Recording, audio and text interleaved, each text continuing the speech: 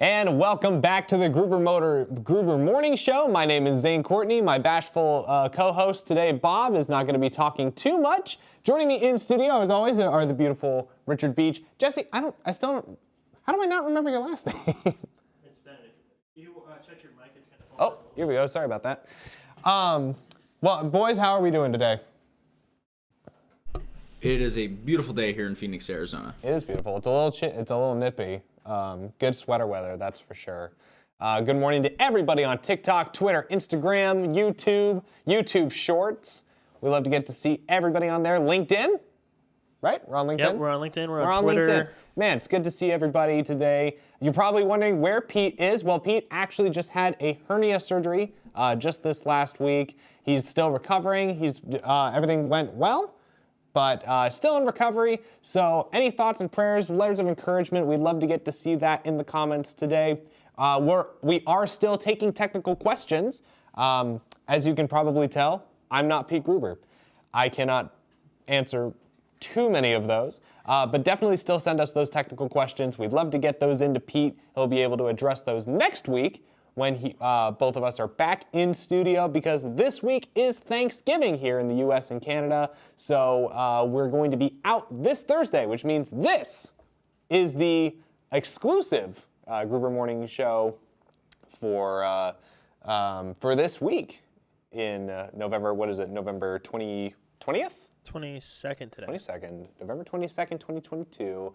Boys, how we doing? Richard, welcome back. Thank you. So for everybody who isn't caught up, Richard and a couple members of the team just went over to the Peterson Auto Museum that just opened in Los Angeles. Richard, the floor is yours. Tell us everything. Awesome. Good stuff. So the picture that you guys have up behind you is a picture that Max took of the new Roadster. It's absolutely beautiful. If you guys haven't ever been to the museum, definitely check it out. So we left Thursday evening. Thursday around mid-afternoon, and headed all the way out to LA. Made a few stops on the way at different superchargers, just to make sure we got there in good order. And we immediately started going to work on figuring out, what we were going to film, what we were to expect, who we were going to meet, and all that good stuff. Richard, what was the number on that Roadster so I can pull it up for the audience? The number on the Roadster was 509. 509? 509. Yeah, and a member of Pete's family and Max's family was kind enough to allow us to stay at their place while we were out there. So we had some home cooked meals. We had a very friendly environment. It was great. 509 is the France one. Excuse me, 416. Okay. Yeah, 416. ooh, Yeah, this thing is. that's even higher up the chain there. What's that? That's even higher up, right? 416. 416. Yeah, I've got that up for the audience. It is. You're That's right. beautiful. Yeah. But Friday morning, we got up super early and went straight to the museum. We had media passes, so we had the opportunity to go in and see the whole Tesla exhibit before anybody else that wasn't part of the media, before the public. You guys may have seen a couple videos that came out from Tesla Raj or Marquez Brownlee? Marquez? Yep. Okay, Marquez Brownlee, showing the museum. That's where we were at. We have a video coming too, by the way, that we go through the entire museum or the entire exhibit in good detail. But it was the coolest thing. There were multiple times where there was absolutely nobody there but us. Ooh. And so we had this massive Tesla exhibit with all of the stuff, all of the things, right? All of the important pieces of history, all of the side steps, and it had some of the boring company stuff in there, had some SpaceX stuff in there. Super you guys cool. Were there during when everybody else was there, though. What was that like? Was there a lot of people? Oh yeah. So the next day we were present for the grand opening of that exhibit. And there was a lot of people. We were definitely, rubbing elbows with people for sure. It was awesome though. So we were able to be inside the museum prior to them letting the general public in. So we got to film all the people walking in. We got to film all the Tesla employees walking up and getting their badges. I remember, I think the third Tesla employee to walk in was none other than Franz von Holzhausen. Yeah. And so we got to meet him. We got to talk with Major him. design guy, right? Yeah, he's designed every single Tesla from the first Roadster forward, so Model S going forward. Nice. We got a question from My Melt. He wants to know, did you see any Cybertruck display at the museum? We sure did. Yeah. Oh yeah. Oh yeah. All right. So this one was really cool, and I think we've got some pictures we could throw up. The Cybertruck is the first thing we saw when you walked through the doors. Oh wow. That was the So- first thing. That's bold. Oh yeah. In the exhibit, yeah. That's bold. So you walk up and you see the Tesla Semi outside. They just didn't put it inside. I think for the reason that it's massive. You know. Yeah. Yep. That checks out. You know. So as you go in through the exhibit, you know, you see Ferraris and whatnot, but then you go through these two doors, right? And it's like this quarantined off area where you go through one set of doors and there's nothing, and then you go through a second set of doors and then you go into the exhibit. And right as you open the door, there's this Cybertruck with a Tesla quad. That's right behind so it. funny. You want to give me those image numbers Yeah. real quick? I like that they just they how do I put it? They know their audience. Yes. They do. Zane, have you ever you've seen the videos obviously, right, of the Cybertruck reveal and like the window being broken and stuff? Yeah. Oh yeah. Oh yeah. This was that one, to our knowledge. Oh really? And we're looking at Really? we're looking at 430 and 430. Did they fix the dents in it from the bat? There were no dents. Oh, that's That hilarious. was the successful part. So really, it was just because from my knowledge, the only reason that window broke is because the window was down in the door when it was hit, and then when it came back up, it was structurally compromised, and that's why it broke when they threw the ball at it. You Well, know, didn't he? I thought he hit it with a hammer, no? No, it was the ball. he threw the ball at it, yeah. Oh. All right, I'm pulling But this up. that's so they threw that in the museum. That's awesome. Oh yeah, it was absolutely Look gorgeous. at that thing. 430 and what was the other one? 430 and 431. Yes. Yes. It was absolutely gorgeous. I mean, so what struck me was this thing is smaller than I thought it would be. I've heard it's Tacoma-sized-ish. Yeah, it's Tacoma size. I thought Okay. for some reason, I mean, just the look of it, right? I thought it was going to be massive, you know, taller than I am. But the light ring was at about like, I'd say, mid-pec high. Really? It wasn't like this big massive thing that you're like you have to jump into. Yeah, know? because even Rivians are shorter than Tacomas, and I like that we're using Tacomas as a unit of measurement. God bless America. Well, it's the standard unit of measurement. Like, yeah, it is. anybody who knows pickups knows that. Was I right about this? That Your mic. was I right about this? That the Cybertruck's the bed size was on par with an F-150s? No.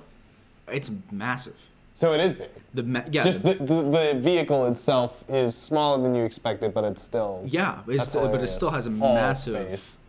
massive bed, and like it's bigger than my F-150's bed, like as That's far as hilarious. length goes.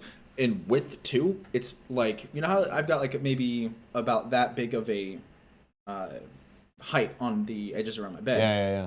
This thing was like this, like it was massive. It was like if you wanted to fill it with water and swim in it, You can do that. you can swim. I love that. Feel free. Well, and supposedly they're buoyant. We'll find out if they're Yeah. actually buoyant on release. Yo, can you imagine the first person that goes and does that? Elon's like, please don't. Yeah, Please like, don't wait, do this. guys. It was a meme. It was a joke. Yeah. Don't. And then would- somebody he would goes and be does able it, and they're like, we told you not to, but it's gonna be Elon's fault. Okay, so Cybertruck, right at the front gate. They're not even shy about it. Nope. And supposedly that is the design that they're actually going with. I know that they've had some overhauls lately just because of regulations and whatever. But from the kind of covered models that we've seen outside some other Tesla facilities, it's basically the same. So Yeah. that's exciting. Yeah. I think the updated model that they had shown at the most previous release or showing of it had mirrors, and people were really upset about that. They want the cameras. Exactly. Yeah. But this one did not. You know. I also need to correct a mistake that I'd said on a previous show that it was the, I think, Polestar 2 or whatever it was that has cameras instead of rearview mirrors. That was incorrect. I was thinking of the, what was it? It was a different European manufacturer, but I just want to correct that for the sake of the internet, that I was wrong. It was a different model, but the Polestar 3 is going to be having a plethora of cameras all over that, anyways. But so, what else do you see, guys? What went past the Cybertruck? So Van Goat, hello man, nice to see you again. Hey! Is back and he asked, what is his second favorite part of the museum? So I'm gonna have to breach from Tesla here for a second. What? My second favorite thing. Slander. Number one was the Cybertruck. That's hands down. Second was there was an Aston Martin motorcycle. Ooh. There, and oh my gosh, this thing was gorgeous. It's like nothing I've ever seen before. Oh, I like that. So you guys were able to go through the rest of the museum because it's not just EVs, obviously. It's a whole auto museum, right? Yeah. So that's cool. You got to see all that other stuff too. Yeah, the highlight was the electric vehicle. Yeah. Well, that's the new thing, right? The new Tesla exhibit. I think it just opened yesterday, actually, to the public, right? Yep. It sure did. But yeah, no, they had supercars I'd never even heard of before. They had these massive, just absolutely absurdly huge and detailed supercars that were absolutely beautiful. And I'll be like, I'm not being biased here, I promise. The Roadster blew them all out of the water, every single one of them. There's nothing that looks like this car. Seeing it in person and seeing it in the pictures is two completely different things. Are you talking about the old Roadsters or the new Roadsters? New Roadster. Oh! The new Roadster, yeah. Oh! You know, it's near perfection as far as like a supercar goes. And they were like Bugattis and other over-the-top hypercars. Sure. Paganis and exactly. So what's the difference of how it looks in person? Because I mean, for me personally, I think Pete's mentioned it a couple times too. It just looks kind of like a Model S. So it does to an extent. In person, you can see the for me, I can see the stance of it a lot better. Wait, can we see? Is that it right there? The red one? Pull it up here. Oh, no, there it is. Which image is that? So these edges that you see here on the left. Oh, image 423.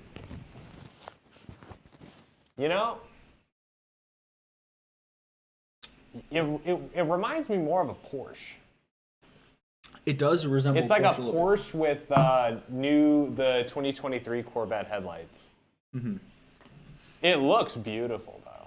I mean, there are a bunch of details you can't see in here. Like this right here, this little line, that's carbon fiber, right? And you can't see the lights.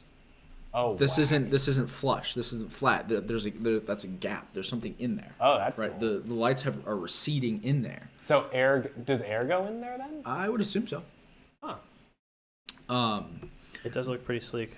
It's super slick. It's smooth, right? But not in an overly like. I forget who said it this way. EVs are going one of two ways: spaceship, or they look like they've been plugged in with a pump and pumped up like a bubble. Yeah, they're very bubbly. This is in between. Yeah. Right. It's not eggy, because a lot of the Tesla models get accused of just looking like eggs. Eggs. Yeah, that's kind of my first thought with a lot of them. This one is the right color. Egg. There you go. But it's a very nice egg. It is. But no, you're right. Like it looks muscular. It looks very toned. Yeah. It's got the profile of like a thin athlete, not like a bodybuilder, which you don't want from something like a Roadster. Yeah. They got that figured out. There's a guy on YouTube named Bembley who's a concept artist for cars. And he actually goes through and reviews some of these. So I wonder if he'll get around to doing one of these. I'm sure. I mean, this thing blew me out of the water. It blew my mind. It was, like I said, so the lines that are on the side here, you can see a little bit. The lines that go over the wheel well, and it continues on back to the rear wheels. That's a lot more pronounced in person. It's got stance. That's awesome. It absolutely has stance. And what is that right under where the rear view camera is? There behind the wheel. Is that where air passes through?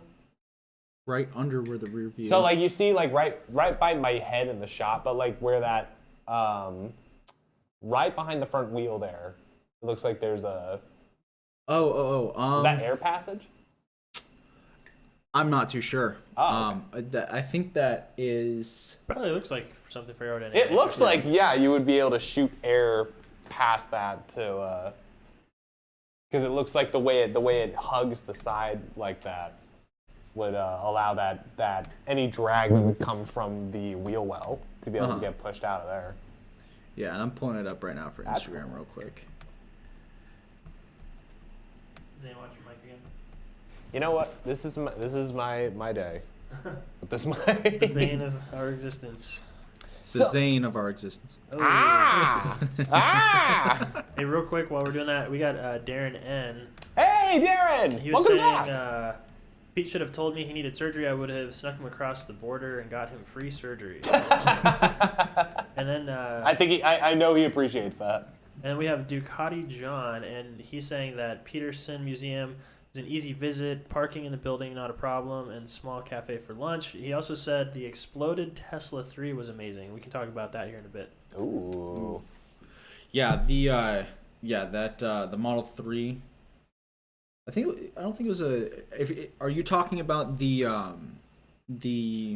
exhibit where everything's taken apart and I think that's what. Probably, yeah. Was there, because that was a thing in the museum, right? Is that they had the exploded, where they have every piece Just Expand. hanging. removed, Yeah. expanded. Yeah. I don't know if it was. I think it was a Y, but it might have been a 3. I'm not too sure. That'd be cool. Yeah, that thing was really cool too. You get to see everything. Wow. I mean, every little piece that was in there, it was a piece of art. And while we were back there, one of the top gentlemen at the museum came in and talked about the Tesla's desire for them to do that, to replicate it or to remake it. And they said that it was a massive undertaking, but seeing it done was well worth it. And the thing was gorgeous. It was absolutely beautiful. Yeah, that's a really cool exhibit. Yeah, I think we might have something on it here. Find that, and then speaking of top people, you met some top people. I did. I met the head of the museum. His name was not Terry. Might have been Terry. Forget his name. Super cool dude. He's in charge of the entire museum, getting it all set up, running it. The curator. He might have been the curator. I think he was executive something. Nice. Super cool dude, absolutely awesome. But we also met Wally Ripple. So Wally was the founder of AC Propulsion, one of the founders of AC Propulsion. He also worked for Tesla for a while.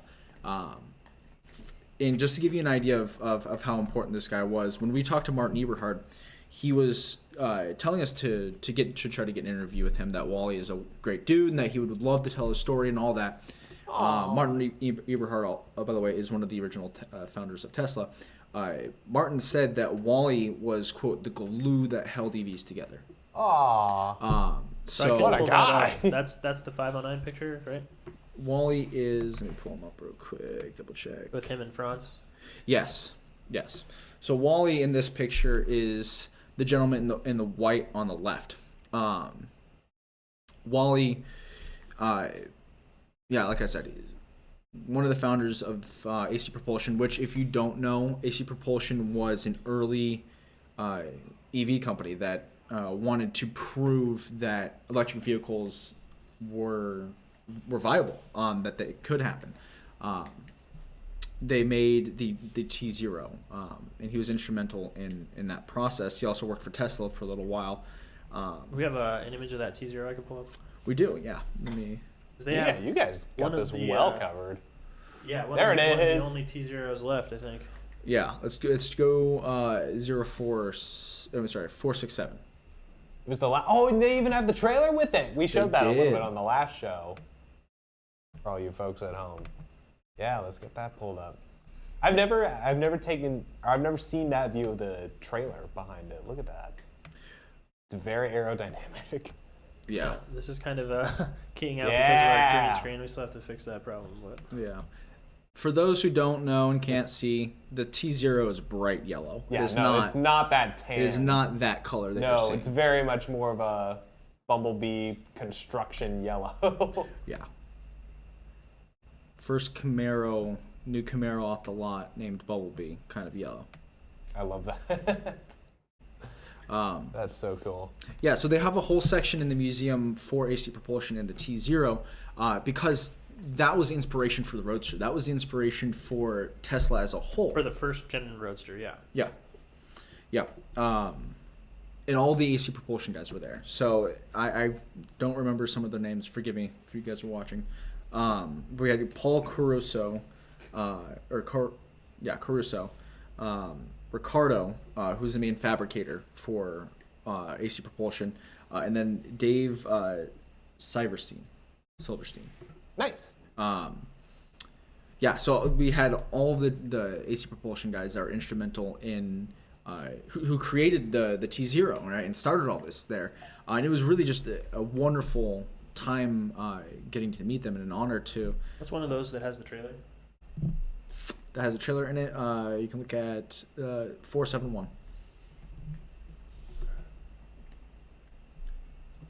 But yeah, so these guys are super important. So it was a very humbling experience. It was funny going up to the museum. Max and I were both like, all right, we're gonna talk to this guy. We're gonna talk to these people. Like, we got this. This is what we're gonna ask. And then as soon as we saw them, we're like, oh my gosh, maybe not. Was it because there was just a crowd of people trying to get to him, or just like that fan, that awestruck? Yeah, it was more of a fan feeling. Like these guys are responsible for where the industry is at. They gave birth to the EV revolution. Yeah. Essentially, Yeah, exactly. And so when we saw them, Max, it was funny. Max walks up to me. He's like, "Hey, I think that's so and so," and I was just like. To turn right around as exaggerated as I could. No, 100%. And we probably better I didn't go. I would have literally done that.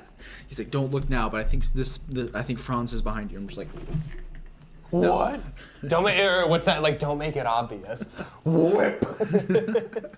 But yeah, so and I walked up to three of the guys. Dave being one of them, I walked up. I was, hey, I'm sorry, excuse me. Do you guys work for AC Propulsion? And Dave looked at me. He's like, maybe, and didn't elaborate. And I was like, yep, he's real. You have to be an engineer to have that drive. Yeah. Yeah, but no, they were super nice. I was like, hi, I'm Richard Beach with the Gruber Motor Company, and we started talking a little bit. And they knew the story about our T0. They knew about our shop, and super nice guys. They were so forthcoming. They didn't want to they just started talking and telling their story, and they were so willing to share their knowledge and willing to share their experience with us. And that's awesome. Did we record any of that? Is that coming later? We got audio recording. Nice. No video on that. Ooh. Yeah, we're gonna have a lot of videos coming out of this stuff though. Yeah, stay tuned. We got lots and you lots. You want to real quick check into TikTok, Instagram, see if we have comments, questions, stuff flowing in.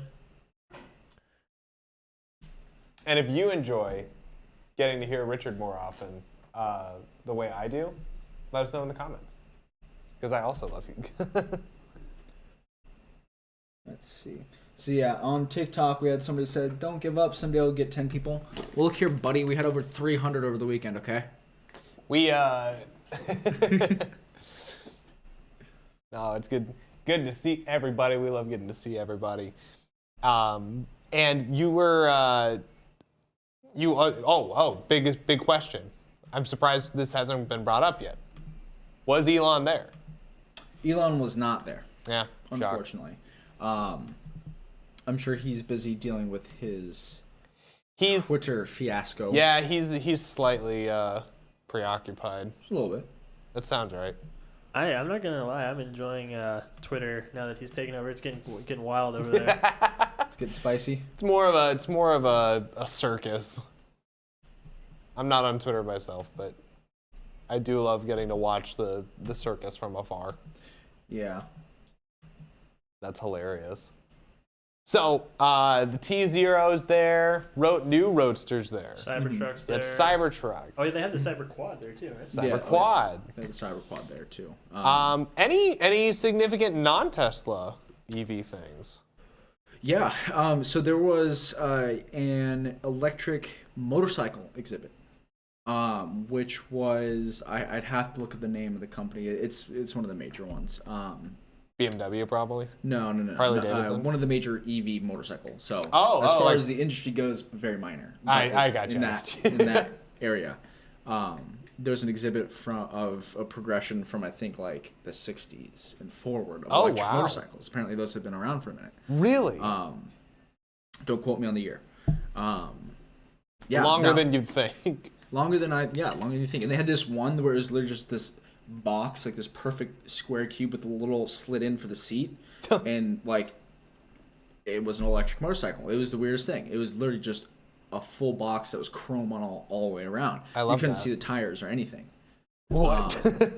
And it was like it showed somebody riding it. I'm like, okay, I guess that's a motorcycle. I don't. Someone understand. might have ridden that. It doesn't sound like it really caught on when it did. But No. now I want one. Same. Well, we know where there's one at, you know. I saw a photo in there as well of Optimus. Was it Optimus? Mm-hmm. Yes. What was he doing there? The Tesla bot? Yeah, let me know that image. I'll pull that up. He was staying still as a statue. Believe it or not. He didn't talk very much, didn't move very much. Not unlike Bob. Bob's more sophisticated cousin displays the exact same Hey, mannerisms. no offense to Bob. What image is that? Bob, we got our own life. We are looking at... What is that, 424? 424 has his head, 425 has his body, 426 has the entire dude. But it is just kind of more of a Tesla, because you mentioned the Boring Company was there doing some other stuff. Yeah, they had a massive cut of the tunnel system. Oh. And speaking of things that were not as There large he as is. you would think, that tunnel did not look anywhere near big enough to fit a car through it. But it does, right?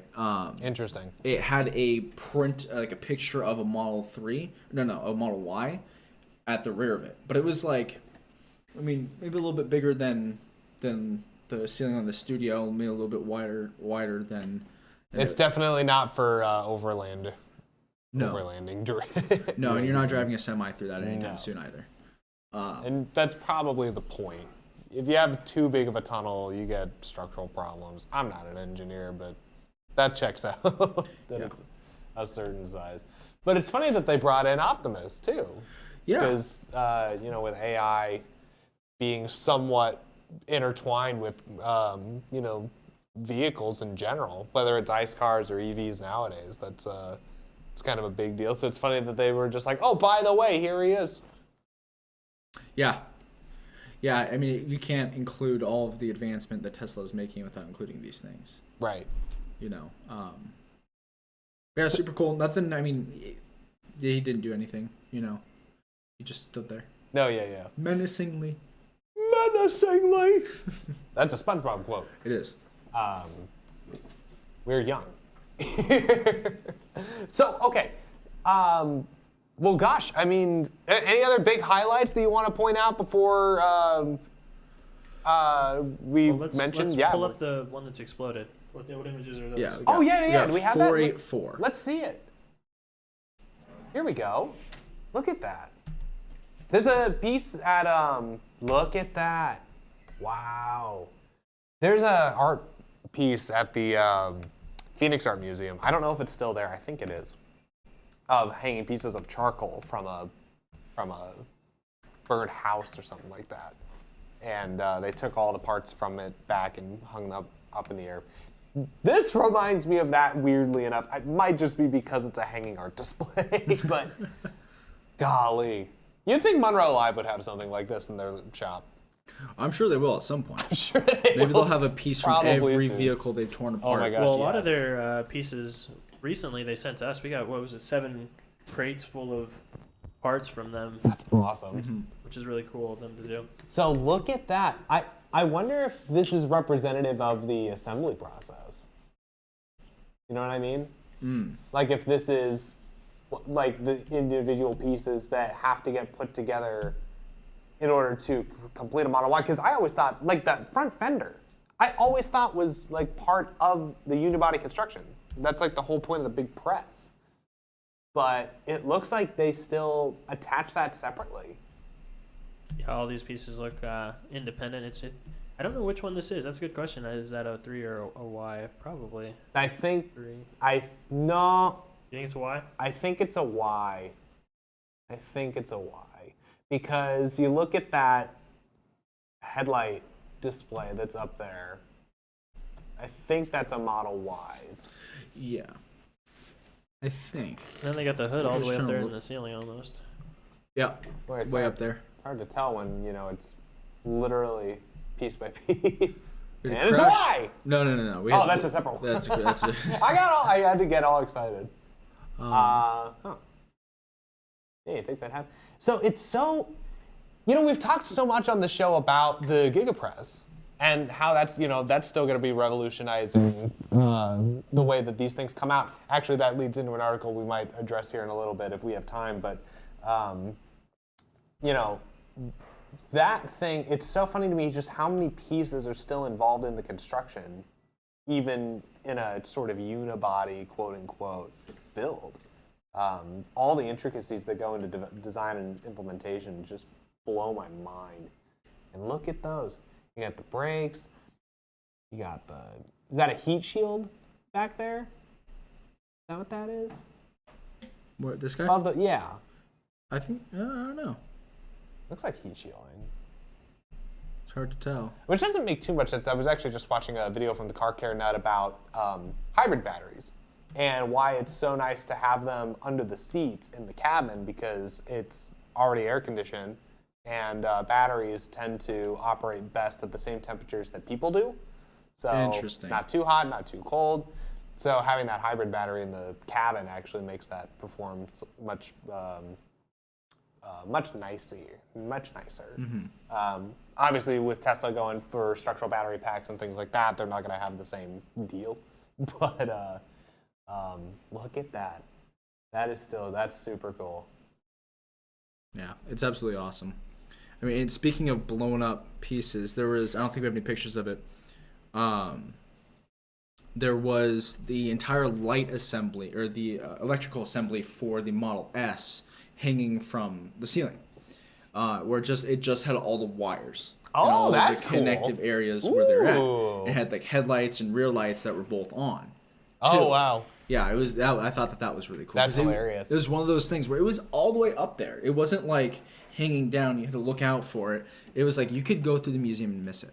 Oh, really? Yeah. It's just like on the ceiling. It was just up there. Oh, that's hilarious. Yeah, but I thought that was really cool. Was that like just its 12-volt system, or is that like the whole shebang with It had the orange cables and everything, the high voltage. Oh, wow. Oh yeah. That's hilarious. Yeah, because for those of you, I love this about EVs. So they don't have an alternator. They have an inverter that acts as a step down.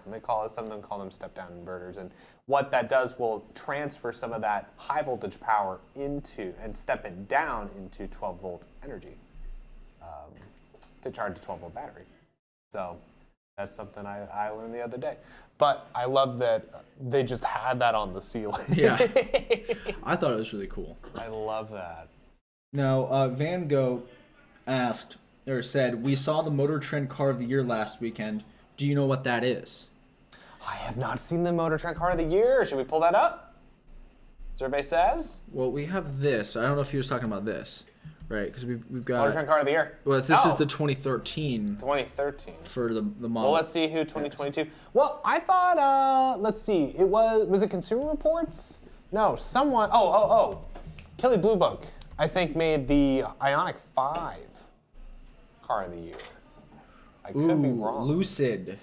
Oh, is it Air Lucid? named the 2022 Motor Trend of the. Well, he's saying it was Ioniq 5. Yeah, it was Ioniq. No. Ioniq 5, I think, was Kelly Blue Book's. It's Kelly Blue Books. Okay. Oh, was that what Van Gogh was saying?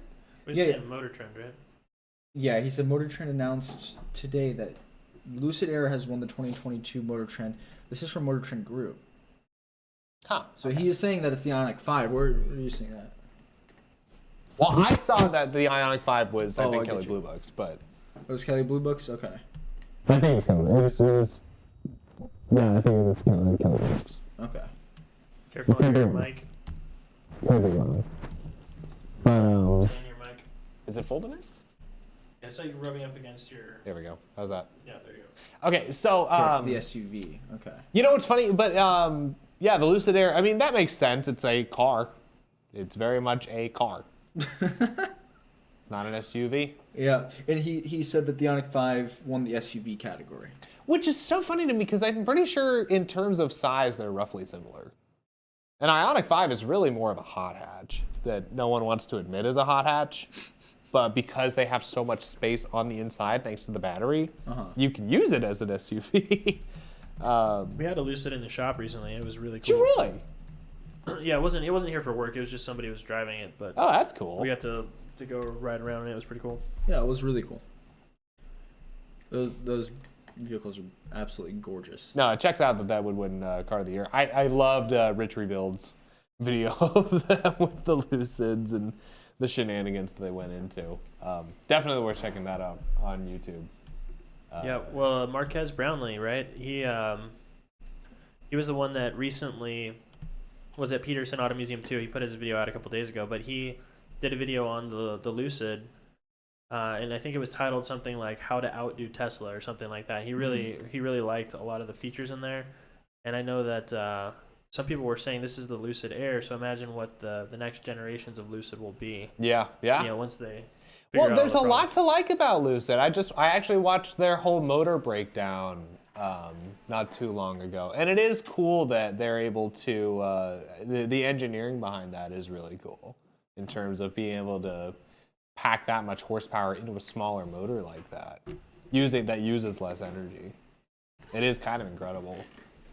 Well, they also, they get that crazy over 500-mile range. They have a bunch of luxury features that Tesla doesn't have, or they made tweaks on it or something like that. But their thing is much more luxury. I think their cheapest one is 80 or 90,000. What's exciting for me is like we see that in the luxury cars now, which will probably and hopefully be hand-me-down technology that we're going to see in the next 10 years. And I'm happy about that because I'd love to see that. Like, imagine being able to drive in the nice things that you see in a Lucid Air now in something like a Bolt EUV in 10 years. I'm down for that. Same. I think that'd be super cool. And so it's good to know that people are making these quality EVs right now. People being able to get on board with them now, so that hand-me-down technology is going to come later. Is that right there? I just saw. Is that a classic Roadster right there? This one right here? Yeah. Yes, that was actually one of our customers who was there as well. Oh, Patrick. I love that. This was just parked in the parking lot, but he was there. We got to meet him. Jameson Cummings was there. We had an interview with him. Oh, nice. First Tesla Tech, and we got a picture of him up here. Really, guys, there was so much stuff that happened. So much really, really cool things. I don't even think we're gonna have time for me to go into the Model S, Go right? into all the details. Yeah, exactly. The Lotus. Well, one thing real quick, we just got a comment from Gruber Motor Company. It wasn't me, and I'm pretty sure it wasn't you, Richard. Oh, so maybe it's Pete. I think Pete's watching. He says, Hey, Pete! I'm alive and well and ready for the next podcast next week. Yeah. What's up, Pete? Good to see you, Pete. Oh, yeah. I can't wait to see you, Pete. Thoughts, prayers, all the good comments coming your way, Pete. Mm-hmm. Well, yeah. I mean, that's awesome. Well, I'm excited to get to see the rest of the Peterson stuff that you guys come out with over the next couple of weeks. And man, what a cool stop. Real quick, Richard, I think you can talk about this. Let's segue into that LA charging, because we want to know what was LA like. We got some footage at the superchargers and stuff out there, right? Ooh, yes. Yeah. So, as I said at the beginning, so on our road trip, we had to stop and supercharge a few times. Like that's normal operation there. There wasn't too huge of a difference between the superchargers out there versus the superchargers here. I did notice that the superchargers out there were not as consistent with delivering the same kilowatts. We would go and we would park, and at times we would get all the way up to like 110, right? And there's some variable to play with how much charge is already in the battery, but we did notice that it would fluctuate a lot more. It wasn't consistent. It might have to do with their grid issues out there. Who knows? Are those superchargers connected to the grid, or are they independently powered? I don't know. Because you're probably right that it has more to do with the grid, and it's kind of it's kind of maddening when I see so many connected to the grid where I'm just like, why not, get them solar power? Why not get them on an individual? But then again, I'm not a Tesla engineer. I couldn't tell you the logistics behind that. I can only tell you that, yeah, we just got an article that Pete posted a couple days ago about Tesla announcing over 200 V3 superchargers coming to LA. Mm-hmm. Did you see any of those while you were there? Well, let me take a look at it really quick because I don't know what the difference out of the V2 and V3 would be.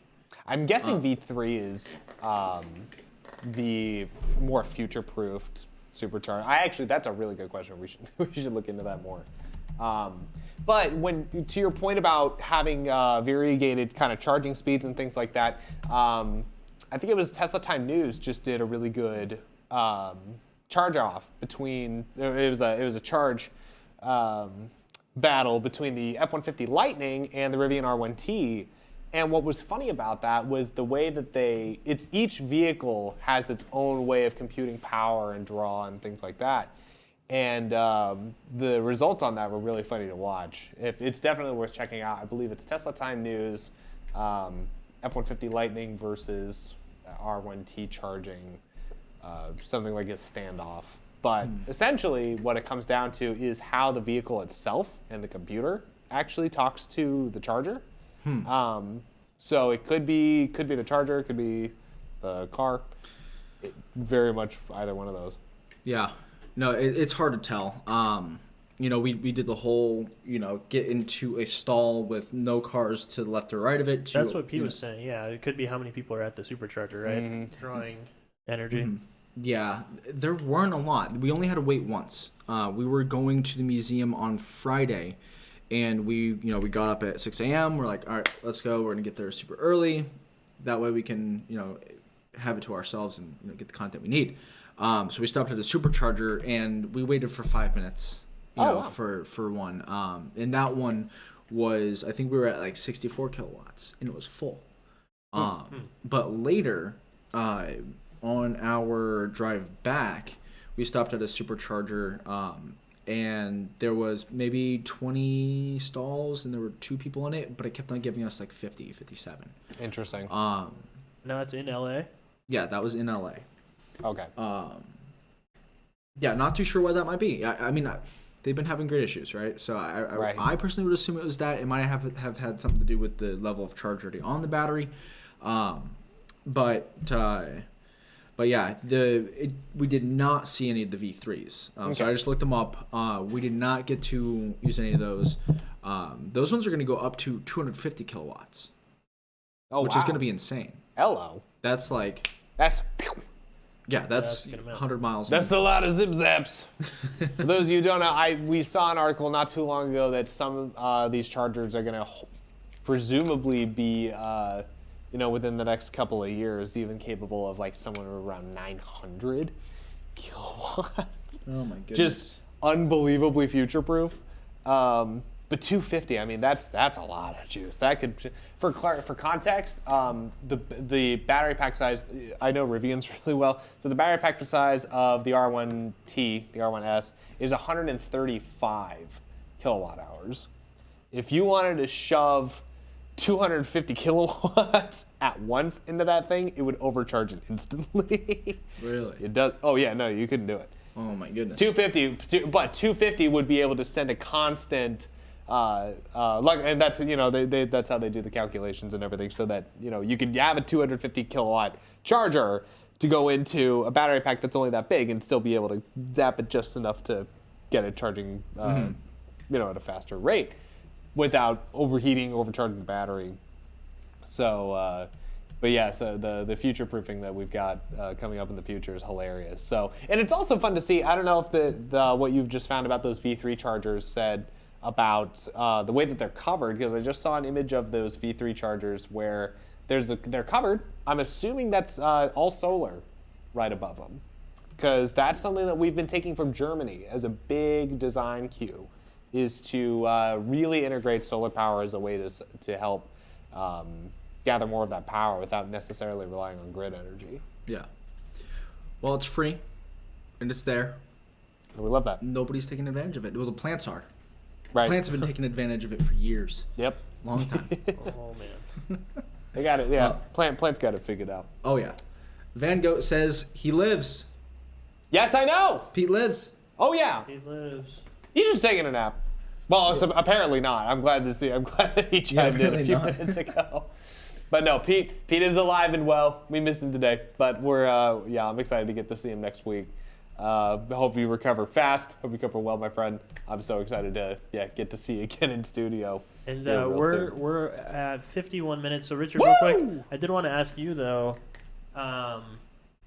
Did you see that third-party EV truck company that was supposed to be there? Alpha. No. Alpha was not there. Interesting. I think so. I was told after that there was an auto show the day before on Thursday. So that may have been what Alpha was talking about. I see. Being at, That's not- probably where Marquez Brownlee was too. Which is weird though, because I asked an individual, Patrick, who went to that auto show. I think it was Patrick. Might not have been. Don't quote me. Memory's bad. Motorcycle accidents. Somebody who had been to that auto show the day before asked him if Alpha was there, and he said no. So maybe not. I don't know. Maybe they just didn't show. Well, you said that Marcus Brownlee was at the Peterson Auto Show, yeah? He was, but he posted his video on Thursday, so he must have shot it either early So he Thursday probably went or for both. Wednesday. He probably went for both. Yeah. Checks out.